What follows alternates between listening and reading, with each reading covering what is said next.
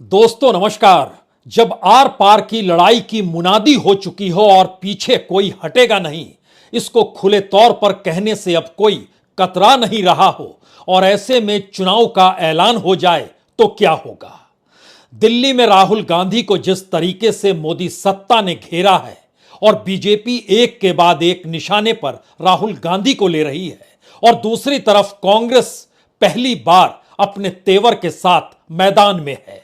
संसद ठप पड़ी हुई है, सड़क पे हंगामा मचा हुआ है। लगातार विपक्षी राजनीतिक दलों की बैठकों का दौर जारी है। किन मुद्दों पर आगे बढ़ना है, कैसे बढ़ना है, इसको लेकर विपक्ष अपनी बिसात बिछा रहा है। कांग्रेस अगुवाई करती हुई नजर आ रही है।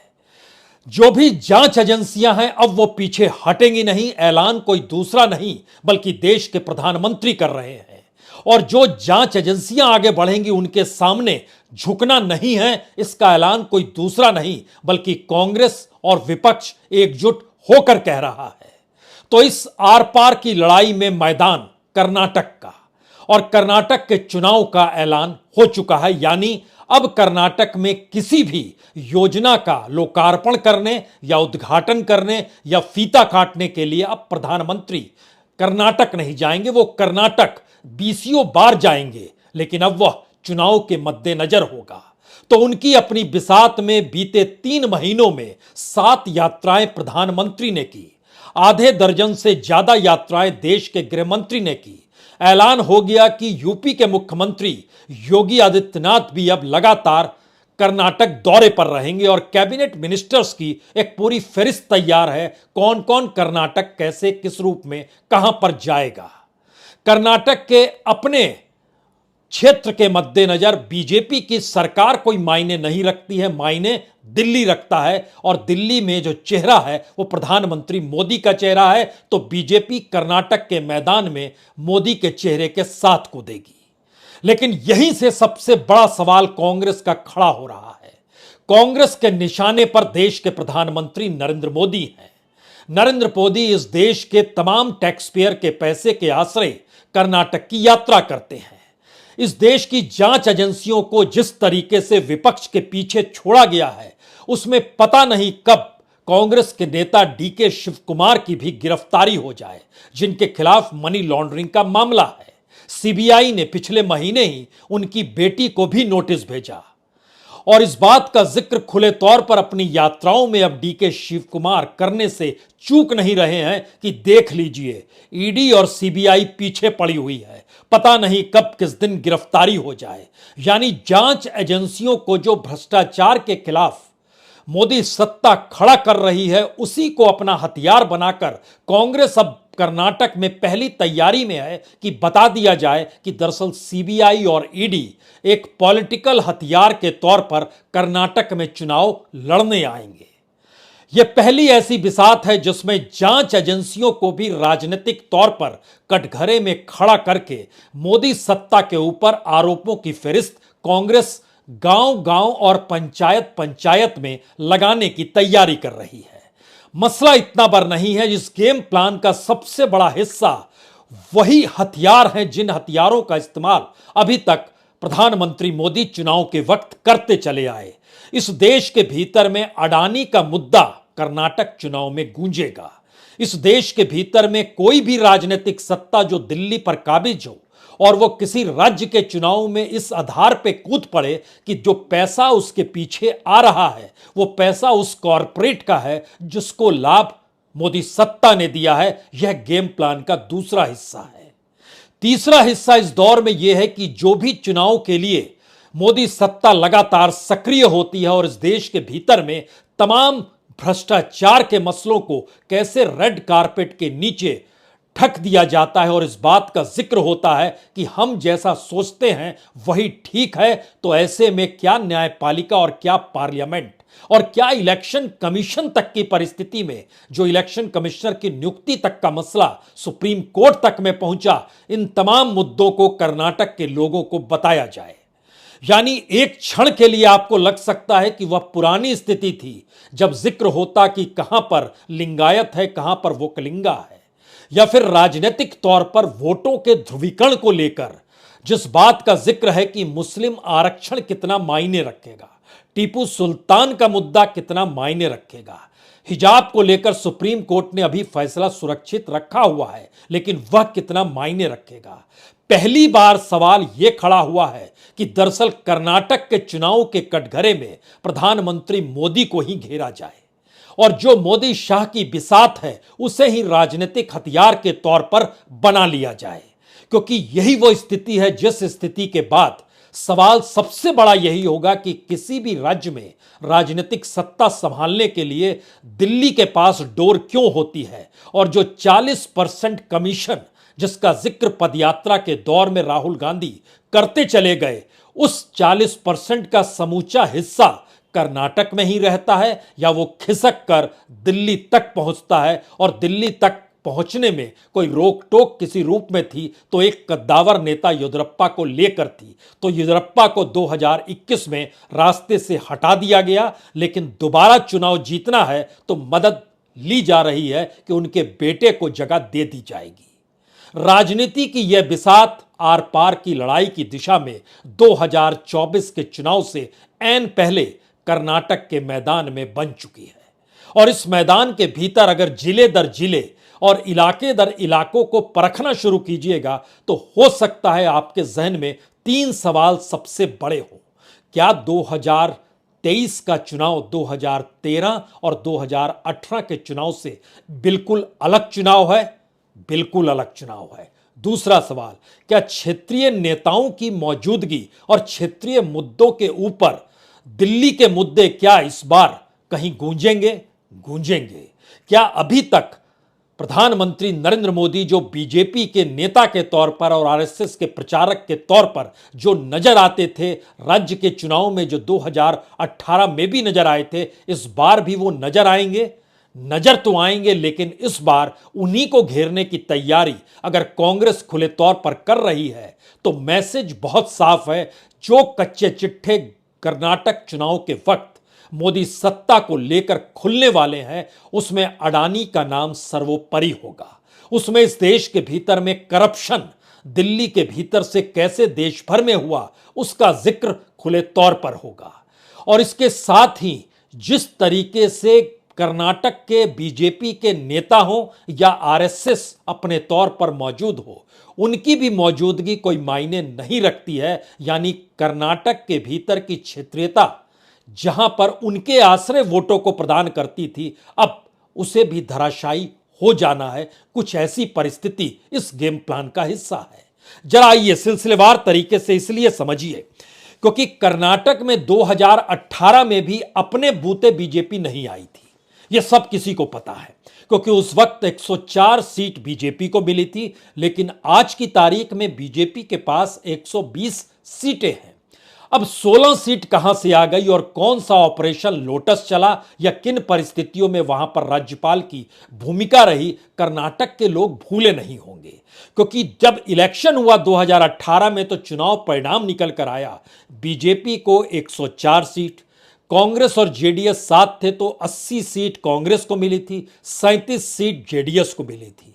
लेकिन सबसे बड़ी पार्टी के तौर पर चूंकि बीजेपी थी तो राज्यपाल ने बीजेपी को बुलाया, लेकिन बात बन नहीं पाई और उसके बाद जेडीएस की अगुवाई में वहां सरकार कांग्रेस की बन गई।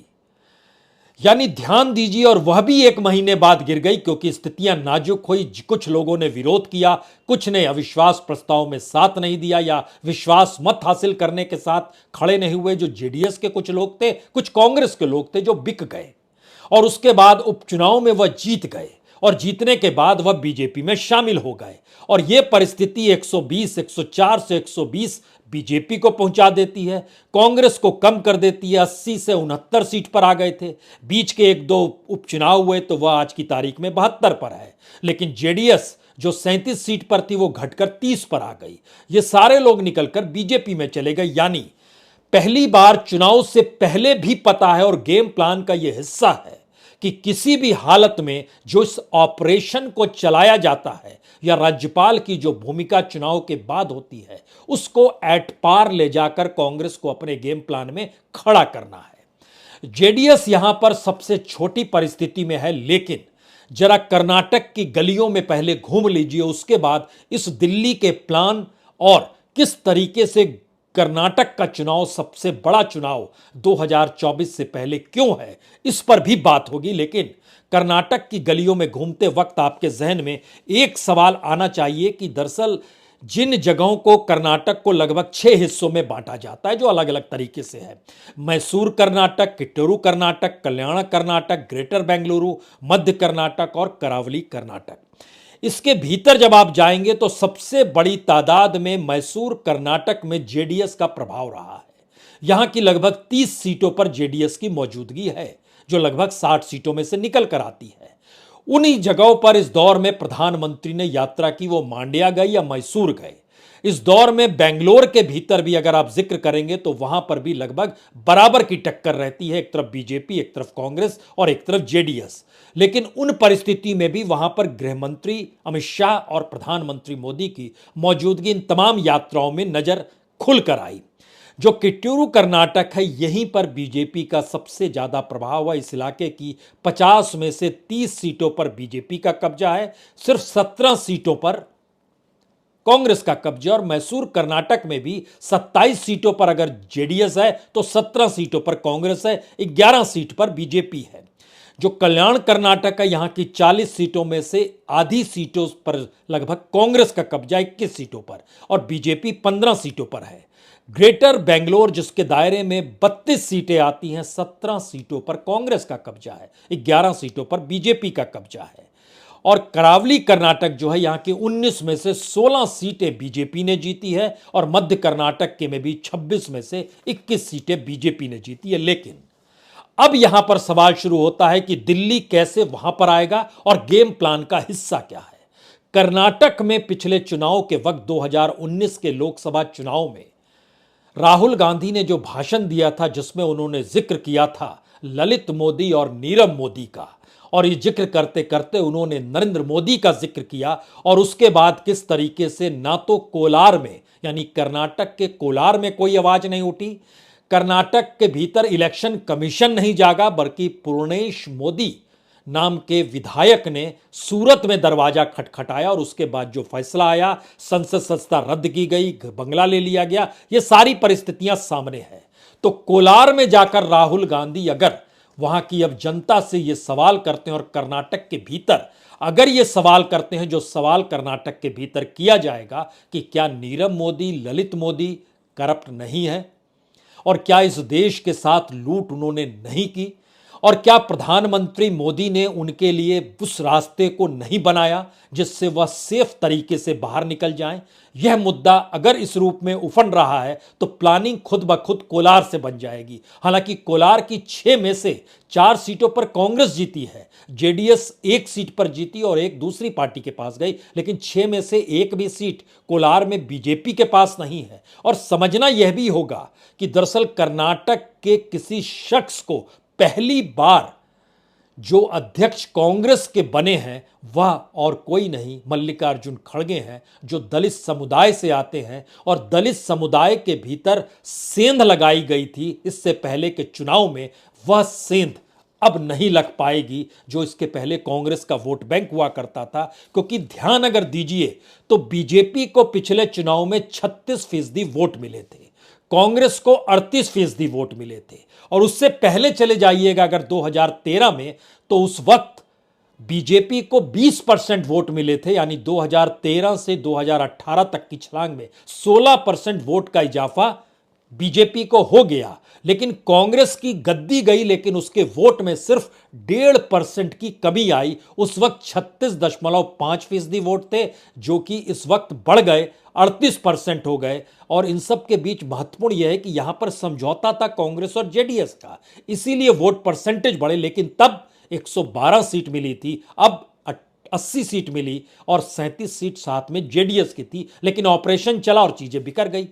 अब यहां पर सबसे बड़ी बात यह है कि जिन इलाकों में बीजेपी सेंध लगाना चाहती है उसमें वह इलाके हैं जहां जेडीएस मजबूत है।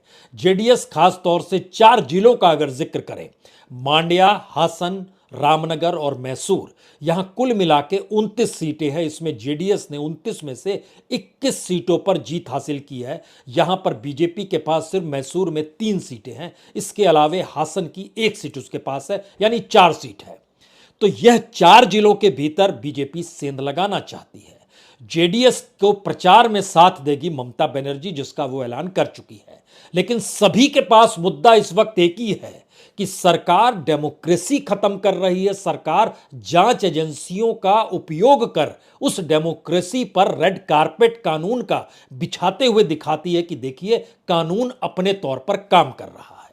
और जिस करप्शन का जिक्र कल बकायदा बीजेपी हेडक्वार्टर में प्रधानमंत्री ने यह कहकर किया कि सारी भ्रष्ट पार्टियां देखिए एक साथ आकर खड़ी हो गई है और अब हमें पीछे नहीं हटना है, क्योंकि मैं जहां जाता हूं लोग कहते हैं छोड़ना नहीं है। तो यह मैसेज बहुत साफ समूचे विपक्ष के लिए है कि उसके लिए भी यह मैदान कर्नाटक का चुनाव रणनीति के लिहाज से बड़ा हो गया है।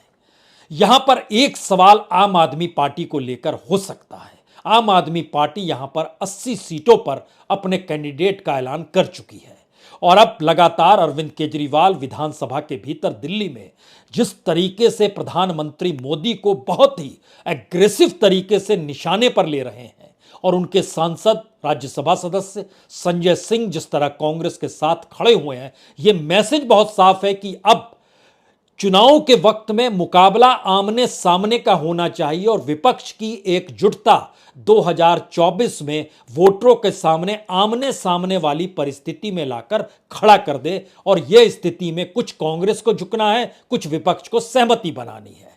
इस स्थिति में 2024 की दिशा में बढ़ते कदम में कर्नाटक अगर वह स्थल हो गया है जहां पर डेमोक्रेसी का परीक्षण होना है, जहां ईडी का परीक्षण होना है, जहां अडानी कांड का परीक्षण होना है, जहां इस देश के पब्लिक सेक्टर को बेचे जाने का परीक्षण होना है, तो जाहिर तौर पर बड़ा सवाल है यहां पर प्रधानमंत्री मोदी के गवर्नेंस का भी परीक्षण होना है। यानी बोमई कोई मायने नहीं रखते हैं। जो चुनाव मैदान में बतौर मुख्यमंत्री पद पर है, उन्हें कौन किस रूप में जानता है? ना तो वो पहले बीजेपी से कभी जुड़े, मुख्यमंत्री बने, उनके पिताजी जो थे वो जनता दल से जुड़े हुए थे, बोमई साहब को हर कोई जानता होगा। फिर ध्यान देखिए वो आरएसएस के साथ भी नहीं रहे। बोमई को मुख्यमंत्री बनाया गया तो आरएसएस से पूछा तक नहीं गया, सिर्फ मैसेज दिया गया कि हमें चुनाव जीतना है और चुनाव हम जीतेंगे, आप सिर्फ हमारा साथ देते रहिए। ये साथ देते रहिए और चुनाव जीतेंगे बीच की कड़ी में अब बड़ा सवाल ये आ गया है कि जो मुद्दे करप्शन के सरकार के साथ जुड़ रहे हैं, जो डेमोक्रेसी और डिक्टेटरशिप को लेकर जुड़ रहे हैं, जो जांच एजेंसियों को लेकर जुड़ रहे हैं, जो इकोनॉमिक करप्शन के एस्पेक्ट में मुद्दे देश और दुनिया के सामने बड़े हो चले हैं, उसमें कर्नाटक एक ऐसा राज्य है महाराष्ट्र के बाद जो सबसे रईस राज्यों में आता है, जहां पर विदेशी निवेश कंपनियों के जरिए सबसे बड़ा होता है। बेंगलोर टेक्नोलॉजी का हब है, अंतर्राष्ट्रीय तौर पर सभी की नजर उसी दिशा में होती है। लेकिन टेक्नोलॉजी और दुनिया की इकोनॉमी हमेशा से उस प्रोग्रेस और साइंस को खोजती है जिसके दायरे में टीपू सुल्तान, हिजाब और 4% मुस्लिमों के आरक्षण कोई मायने नहीं रखता। यानी पॉलिटिकल जीत और पॉलिटिकल स्टेबिलिटी, इन दोनों के बीच एक बड़ी मोटी लकीर बीजेपी के अंतर्विरोध के जरिए खुली हुई है। और जिस लिहाज से कर्नाटक के भीतर जो प्रोग्रेस हुआ है उसमें येदियुरप्पा के आने के बाद की परिस्थितियों को टटोलिएगा तो हो सकता है आपके पास कोई डाटा जमीनी नजर ना आए, कुछ डाटा ऑफिशियली नजर आएगा, वो सरकार द्वारा बनाया और क्रिएट किया गया है। लेकिन उसके बाद अब दोबारा आइए इस दिशा में कि चिकमंगलूर शब्द तो कांग्रेस के साथ जुड़ा था, बेल्लारी शब्द तो रेड्डी बंधुओं के जरिए बीजेपी के साथ जुड़ा हुआ था। लेकिन पिछले चुनाव के भीतर में बेल्लारी में 9 में से 6 सीट कांग्रेस जीत जाती है और चिकमंगलूर के भीतर में 5 में से 4 सीट बीजेपी जीत जाती है। यानी बेल्लारी पर कब्जा कांग्रेस का है और चिकमंगलूर पर कब्जा बीजेपी का है। चीजें देखिए कैसे उलट पुलट रही है। और इस दौर में ये छोटी चीजें मायने रखेंगी या एक बड़े तौर पर पूरा का पूरा इलेक्शन मोदी की सत्ता के इर्द गिर्द जाकर टिक जाएगा, जहां पर बार बार अपने तौर पर अब डीके शिव कुमार ये कह रहे हैं कि पता नहीं चुनाव के बीच ही मुझे गिरफ्तार न कर लिया जाए, और दूसरी तरफ सिद्धारमैया ने खुले तौर पर कह दिया है कि दरअसल ये मेरा आखिरी चुनाव है। तो आखिरी चुनाव की भावनात्मक परिस्थिति और गिरफ्तारी की तलवार लटकी हुई और ईडी का सवाल हो, तब यहां पर यह भी समझिए कि ईडी ने दिल्ली बुलाकर पूछताछ की थी। ईडी ने 19 सितंबर 2022 को बकायदा 5 घंटे पूछताछ दिल्ली में की और 22 फरवरी को नोटिस जो भेजा उसमें डीके शिव कुमार की बेटी जो है DKS ऐश्वर्या, उनको भी नोटिस भेजा कि दरअसल आप नेशनल एजुकेशन फाउंडेशन जो बनाया है शिव कुमार ने, उसके आप ट्रस्टी सेक्रेटरी भी हैं, उनके परिवार के तमाम लोग हैं, तो नोटिस सीबीआई की तरफ से ये गया और मनी लॉन्ड्रिंग और आय से ज़्यादा संपत्ति को लेकर ईडी ने घेराबंदी की। अब ये मामला जब से चला आ रहा है उसके बाद चार्जशीट भी हो गई, पूछताछ भी हो गई, गिरफ्तारी नहीं हुई, क्योंकि चुनाव में इसको मुद्दा बनाया जा सके तो चुनाव में बीजेपी मुद्दा बनाए और करप्शन का मुद्दा उफान पर आए, उससे पहले इस मुद्दे को खुद ब खुद अब कांग्रेस अपने तौर पर प्लानिंग के तहत उठाने से चूक नहीं रही है। कांग्रेस का प्रभाव बेल्लारी, बीदर, चिक्काबल्लारपुरा, बेंगलुरु अर्बन, कोलार और चामराजनगर में है। यहां की 58 सीटों में से कांग्रेस ने 35 सीटें जीती और 16 सीट जो है वो बीजेपी के पास है। बीजेपी जिन जगहों पर प्रभावी रही पिछले चुनाव में वो कई जिले हैं। दक्षिणी कन्नड़ा जिसको बेंगलुरु कहते हैं, कोडागु, चिकमंगलूर, उडुपी, शिवमोगा, देवांगिरी, चित्रदुर्गा, हावेरी, उत्तराखंड जो करवारा का इलाका है, धारवाड़, गडागा, कोपल्ला, बागलकोट, बेलालगी, यहाँ की लगभग 94 सीट में से 69 सीट 69 सीटें बीजेपी ने जीती। कांग्रेस यहाँ सिर्फ 24 सीट जीत पाई। अब यहाँ पर अगला सवाल है जो शहरी इलाका है, जो बेंगलुरु अर्बन और बेंगलुरु रूरल के दायरे में आइएगा तो यहाँ 32 सीटें हैं। इन जगहों पर सबसे ज़्यादा कांग्रेस के पास सीट है 17, बीजेपी के पास सीट है 11 और जेडीएस के पास है 4। 3 जगह ऐसे हैं जहां पर लगभग मुकाबला सबका रहता है, वो विजयपुरा हो, तुमकुरू हो और रायचूरू हो। यहां की 26 सीटों में से 9 सीट बीजेपी के पास है, 9 सीट कांग्रेस के पास है, 8 सीट जेडीएस के साथ है। अब यहां पर जो आखिरी सबसे बड़ा सवाल जिस दिशा में हमको लगता है बढ़ना चाहिए था, वहां के कुछ डॉक्यूमेंट्स को लेकर हमको लगता है इन डॉक्यूमेंट्स पे जिक्र करने की जरूरत इसलिए है क्योंकि ये दिल्ली के प्लानिंग के हिसाब से चीज़ें चलेंगी और इसमें अगर आप जातीय आधार पर सोच रहे हैं तो कुछ चीज़ें समझिए। अगर मुस्लिम आरक्षण का जिक्र करते हैं तो मुस्लिमों का 4% आरक्षण 27 मार्च को बीजेपी सत्ता ने खत्म कर दिया। कांग्रेस ने तुरंत कहा सत्ता में आए तो लागू करेंगे। 1994 में एच डी देवगौड़ा ने इसे लागू किया था, लेकिन इन सब के बीच जो वोकलिंगा आरक्षण है वो 4% से बढ़कर 6% हो गया। लिंगायत का आरक्षण 5% से बढ़कर 7% हो गया। बंजारा समुदाय ने विरोध किया और शेड्यूल कास्ट के भीतर भी सवाल उठे कि हमारा आरक्षण कम कर दिया गया, जबकि हमारी तादाद राज्य में सबसे ज्यादा 20% के लगभग है। अब यहां पर जो आखिरी सवाल जिसका जिक्र हम बार बार कह रहे हैं, उस प्लानिंग के हिस्से में नरेंद्र मोदी की नब्ज इस देश के भीतर में चुनाव जीतने के साथ जुड़ी हुई है। तो कर्नाटक का चुनाव नरेंद्र मोदी के लिए जीवन मरण का सवाल, अस्तित्व का सवाल, या पूरी रणनीति में जो उनकी चमक दमक इस दौर में तमाम माध्यमों से बनाई गई, उसको लेकर कर्नाटक एक बैटल ग्राउंड पर आकर खड़ा हो गया है। तो कर्नाटक का चुनाव मोदी के तहत ही लड़ा जाए और मोदी ही चेहरा रहे और उस चेहरे की तमाम जो दूसरी कमजोरियां हैं उसको कांग्रेस कैसे रखेगी, अब इसकी पूरी प्लानिंग तैयार हो रही है। इस प्लानिंग के दायरे में राहुल गांधी को कोलार में दिए भाषण के जरिए जिस तरीके से संसद सदस्यता खत्म करवाई गई, जिस तरीके से इस देश के भीतर में कॉरपोरेट का करप्शन और सरकार और कॉरपोरेट की भागीदारी और कर्नाटक के भीतर लोगों की गरीबी और मुफलिसी और उसमें खास तौर से दलित और मुस्लिम समुदाय और कुछ पिछड़े तबके का बड़ा हिस्सा जो गरीबी रेखा से नीचे हैं, उस दिशा में ध्यान नहीं दिया गया तो उसके दायरे में कौन खड़ा होगा। हालांकि बीजेपी ने कहा है हम 150 सीट जीत जाएंगे, लेकिन कर्नाटक के भीतर किसी भी नेता को किस रूप में देखा जाए, जो वहां पर अभियान समिति बनी उसमें पहली बार बीजेपी को सेट करना पड़ा कि कम से कम हर क्षेत्र का और हर जाति विशेष की नुमाइंदगी हो जानी चाहिए, चाहे उस नेता की कोई पहचान हो या ना हो, या दो नेता आपस में टकराते हुए कोई वोकलिंगा के सवाल पर, कोई लिंगायत के सवाल पर, कोई येदियुरप्पा के सवाल पर आपस में जूझता हुआ नजर आए तो सबसे बड़ी मुश्किल या बीजेपी की उस नब्ज को कांग्रेस ने पकड़ा है जहां पर वह नब्ज को अभी तक कोई भी पकड़ने से कतराता था? वो नब्ज प्रधानमंत्री नरेंद्र मोदी के नाम से जुड़ी थी और यह मानकर चला जाता था कि दरअसल इस नाम से मत टकराइए क्योंकि सामने का बंदा इसके बाद चुनाव हार जाएगा। लेकिन पहली बार विपक्ष भी यह मानकर चल रहा है कि अब इन्हें ही कटघरे में अगर खड़ा किया जाए तो बीजेपी के पास कोई दूसरा नेता नहीं है या किसी दूसरे नेता को मोदी सत्ता ने खड़ा होने नहीं दिया। यानी मोदी अमित शाह की जोड़ी ही बीजेपी है, वही आरएसएस है, वही कर्नाटक का मुख्यमंत्री और कर्नाटक की सरकार है, वही गुजरात की सरकार थी। सिर्फ एक अदद पहचान के तौर पर कोई है तो वह योगी आदित्यनाथ है। तो उनके लिए दर्जन भर रैलियों का इंतजाम अगले महीने भर के भीतर में कर्नाटक में हो जाएगा। बिसात दोनों तरफ से मजबूत है। इस बिसात के बीच में जो चेहरा है वो कोई दूसरा चेहरा नहीं है। जो दिल्ली में चेहरा है वही चेहरा है और वही चेहरा लगातार खुलकर कह रहा है अब पीछे हटेंगे नहीं। और सांसद विधायक बीजेपी के या जो भी कार्यकर्ता कल बैठा था हेडक्वार्टर में, मैसेज यही था अब किसी को बख्शा नहीं जाएगा।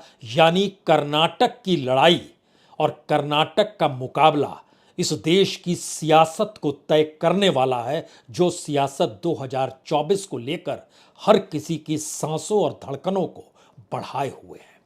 बहुत बहुत शुक्रिया, बहुत बहुत शुक्रिया।